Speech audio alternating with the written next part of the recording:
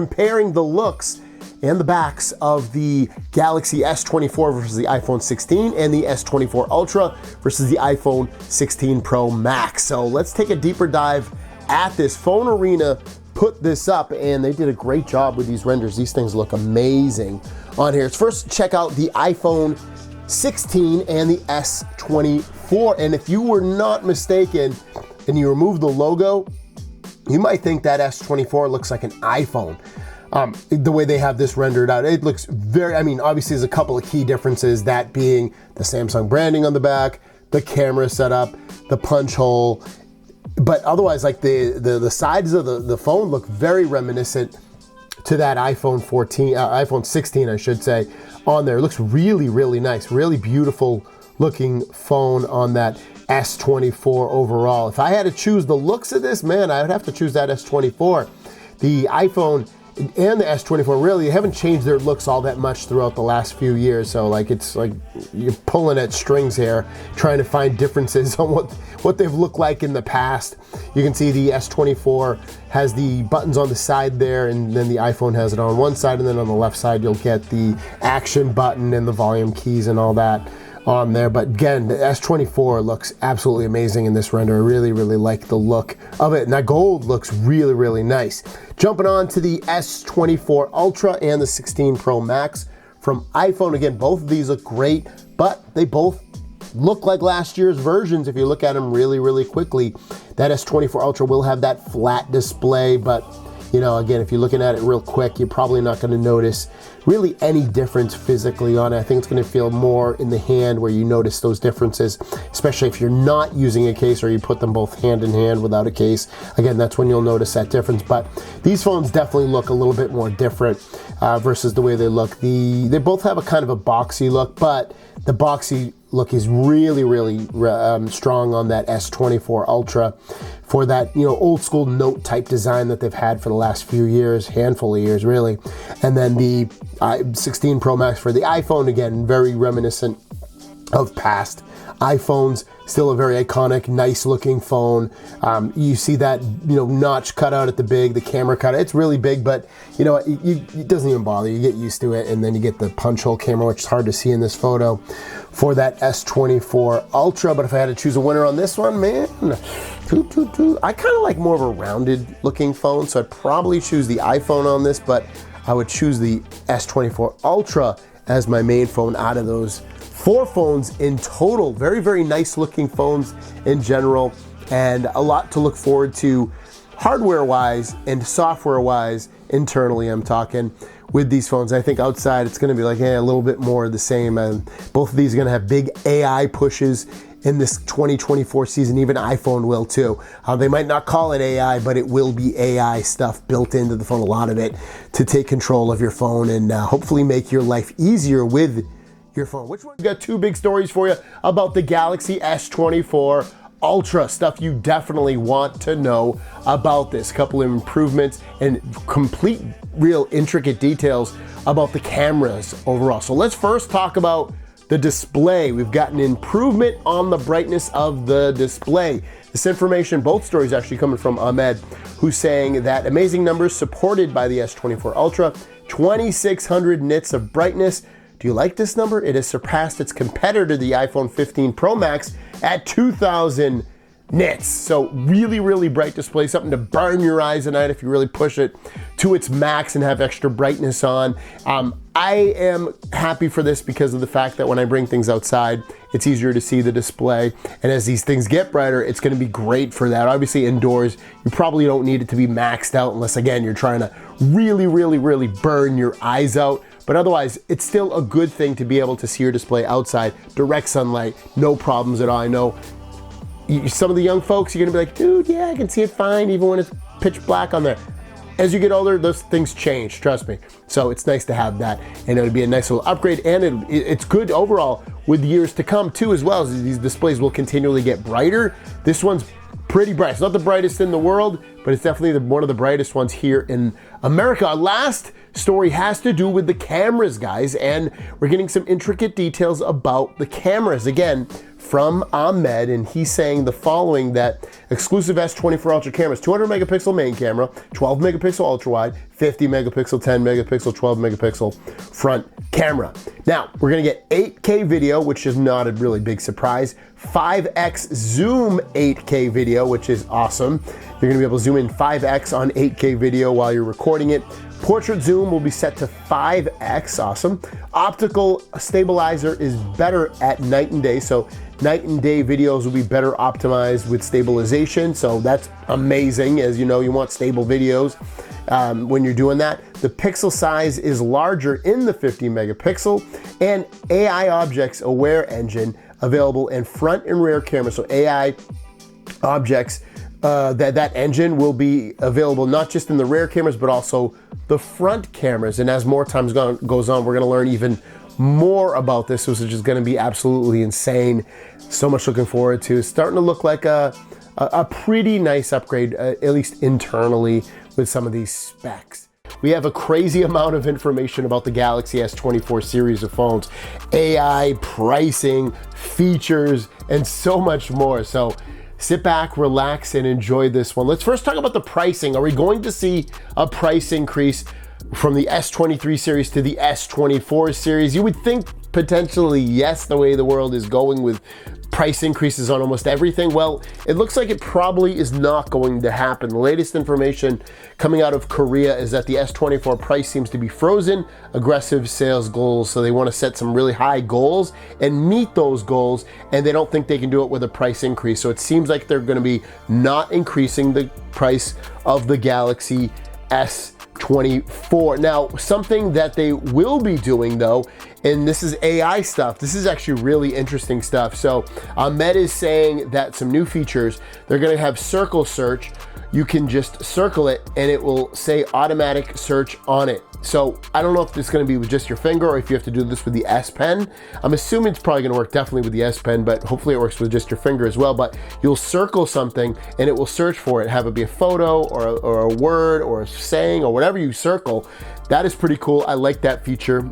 That could be coming in very, very handy with things, especially on a photo or something you don't want to have to take a screenshot of or manually search for it to remember what it was. That's really cool. Voice recorder. So they have their voice recorder app. I actually use this app when I'm recording demos of my music, or sometimes I'll use it for a voice overlay. But basically in meetings, it can recognize and identify 10 different voices. So when you set up that voice recorder, the AI will kick in and break through and decipher who's speaking. It can do that with 10 different voices. That's going to be really, really cool. So you can, I guess, put little marks on who's speaking, who's doing this, who's doing that. Also, it can translate the meaning as well. So if it's speaking another language, it'll translate it into the English or whatever language, I guess, that you want in case you're not understanding it. Also, it writes it down, awesome, and it can make a summary for you. So this is really interesting, cool stuff with the AI, more stuff that's leaking out. That recorder app, which is amazing, it's seriously the best recorder app I've seen on a phone. It has so many features and it's not hard to use.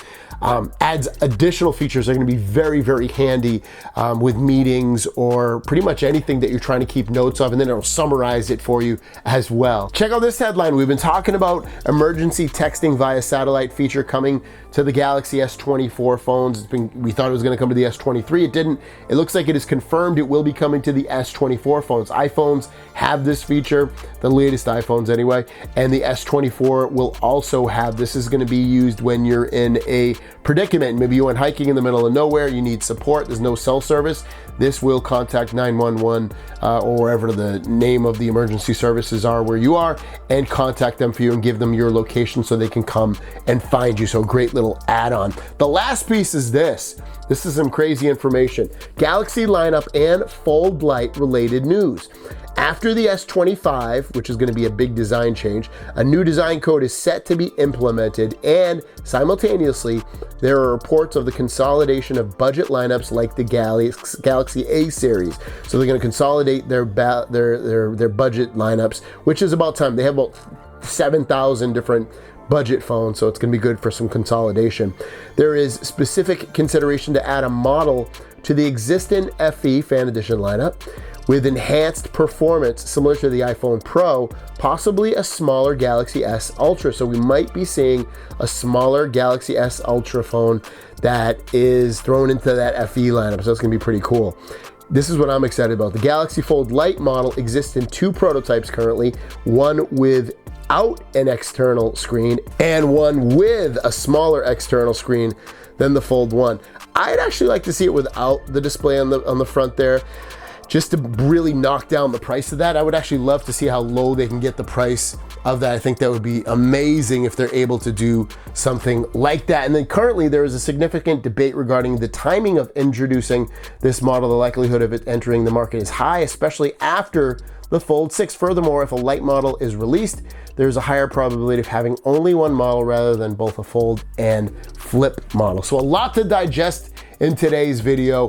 I'm most excited about the Fold Lite. I want to see that phone get drastically reduced, have one huge display on the inside. You don't even need the outside display really, or just put a little tiny display on there. And then a smaller S23 or 24 Ultra that has maxed out specs but is small. That's cool as well. So a lot to look forward to. A huge story for you about Samsung Galaxy Glass. These are extended reality glasses that are going to compete with Apple's extended reality glasses. Apple's are gonna be $3,500.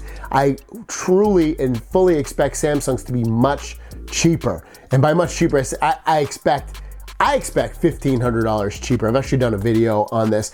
There's been rumors that these glasses for Samsung were gonna come out at the end of the year, meaning end of 2024. But that might be wrong, and it might be wrong in a good way. So the latest information is coming from Korea, and then we've got the summarized tweet from Revegnas, who's saying that the unveiling of Samsung's extended reality device, also known as Galaxy Glass, which was initially expected to be released by the end of next year, has been recently significantly accelerated. It is estimated that the development is complete, and an early unveiling may be potentially as early as the beginning of the year. And man, we've got a couple of events coming up for Samsung. One of them is CES, which I will be attending, and I'm gonna try to go to the Samsung event for that. They might unveil it there, you never know. It's a big event, and they're gonna talk about new products, why not unveil it there? And then they've also got their Samsung Unpacked event, which is January 17th in San Jose, California, and they're going to unveil obviously the new S24 phones and other products as well, and they could unveil it there. So there's a good chance they might not put it up for sale, but they might put it unveiling like, hey, look it, we got it coming on. It's going to be out, in a couple of months or towards the middle of the year or whatever. Right now, who knows? But I love this. Remember, extended reality glasses are glasses that you can wear either independently of any device and use them, and they connect to your Wi-Fi, and you can listen, watch videos and play games and whatever, go into these different worlds, but then also kind of see what's going on around you at the same time. There won't be glasses, at least initially, that you wear out in the public. But what I mean by that, you're not gonna wear these and walk around like blah, blah, blah, blah. You're gonna wear them in your house or on a plane or a bus or a train, something stationary, not stationary, but something that's allowing you to not have to be knowing what's going on around you fully. And they're entertainment glasses, put it that way. And I love these things. I've played with them in the past with other companies, and I can only imagine Samsung's is gonna do something really special. The first one is a new color coming out for the OnePlus Open. Remember, that's their folding phone. That is a amazing folding phone at that. It's got so many good specs, so many good features, and a great design overall. Looks like the new color is gonna be this purplish blue color. And I learned this, I gotta make sure I get this right, from my best friend, Gadget Beard, which by the way, he's way better than Facundo from How To Men. And he stumbled upon this gold, just going to the website, it looks like. So, looks like there's potentially a new purple or blue color. I went there myself, I didn't see anything, so take this with a grain of salt, but I don't see why it wouldn't happen. It's not out of the realm, right? So seeing a bluish purple type color to the OnePlus Open is a very real possibility. And if this was one of the colors when it would have been released, I definitely would have chose this color overall. It looks really, really nice. And our last story of the day is actually pretty ridiculous, because when you think about it, the Galaxy S10 phones came out like 5 years ago, right? And you could get a Galaxy S10 Plus with a 2K Plus display. And then after that, for the past 4 years, the 20, 21 Plus, 22 Plus, 23 Plus, you'd get that version of the phone, and it was 1080p plus 120 hertz. This is gonna be the first time in such a long time. I don't even think the S10 Plus was 120 hertz back then, but at least it was 2K at the very least. This is the first time in 5 years that you can get a 2K plus 120 hertz in the S24 Plus version. It's pretty ridiculous it took this long for Samsung to do this. Let's be honest though, at the same time, it's hard to notice a difference when you're just looking at it really quick in terms of the quality of the display. 1080p plus versus 2K plus, 120 hertz, you can feel and see a difference at this point, especially if you go back to 60 hertz. It's not overly awful, but you can still feel and see some kind of difference. But I've had my OnePlus for a while now, haven't had any issues with it. It's been fine, it's been dandy, it's been good, it's been great. And some people though are having issues with it, like my buddy Eric. He's not really my buddy, but I guess he watches my channel. Thank you, Eric. He sent me some pictures about a week ago, and today's a slow news day, so I thought I would cover it today. He wasn't even using it as his main phone, didn't drop it, kept it, basically stationary for the most part. And he goes to open it and use it one day, and what does he see? Well, he sees this. He sees a nasty line going all the way down, basically almost like the middle right of the phone, and it just looks hideous, guys. It looks really, really bad, and it just goes to show you still that even if you're getting a non-Samsung phone or any folding phone for that matter, unfortunately, it's probably safer to get the insurance. I know one video I said, hey, you probably don't need insurance, get the insurance. If I said it, get the insurance with a folding phone. He might be fine with not needing the insurance because it looks like it's probably just a defect in the phone. But yeah, so what happened is he literally had the phone on November 10th and he emailed me a little bit before December 10th, so it was less than 30 days, and he was hoping to just get a replacement, but it looks like they want him to send it in for repair, which is a big pain in the butt because then he's out without a phone. At least I don't think it's his main phone, but he's without a phone for a bit of time here, and it just becomes a real nuisance to have to go without that. So I don't know why, I know why companies don't just send us replacements, but it'd be nice if they just sent a replacement and then you could send this one back and then, hey, everything's great and wonderful in the world. But the quality of these things, man, these folding phones, as much as I love them, they're still not fully amazing yet. I haven't seen too many Fold 5 issues when I've been on Reddit and stuff, people complaining. I think Fold 5 might be one of the more reliable ones overall for this kind of thing. Last year, Fold 4, Fold 3 had issues like this. Fold 5, I feel like hasn't really seen too many of these kind of screen tears, black lines going down in the middle.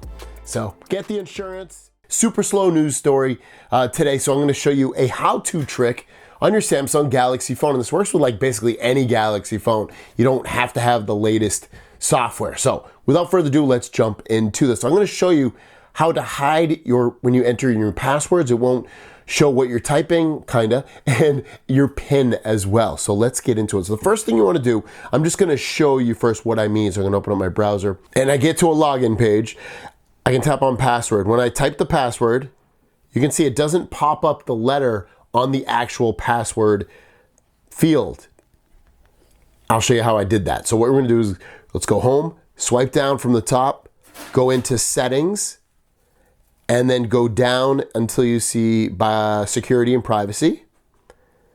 Swipe down again until you see more security settings. And then you're gonna look for the following. You're gonna look for make passwords visible. If I turn that on, it's gonna show them as you type it, and I'll show you. So I'm gonna go back here. As I type the password, you see the letter pop up. But if I turn it off,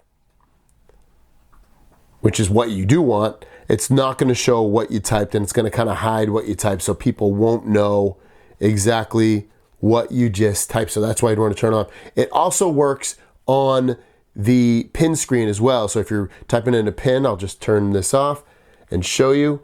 When I swipe up and I type in my pin, it doesn't show the numbers at all and allows me to get into my phone. So if you're always typing in your PIN code, you don't use a fingerprint or whatever, or you type in passwords a lot because you don't save them, again, whatever the reason, it allows you to be able to hide that information. So it's not a new feature to One UI 6. It's been on basically all the phones for the last bunch of years, but maybe you didn't know that, and it allows you to do that. So there you guys go. Thanks for watching. Have a great day, and we'll see you down the road. Peace.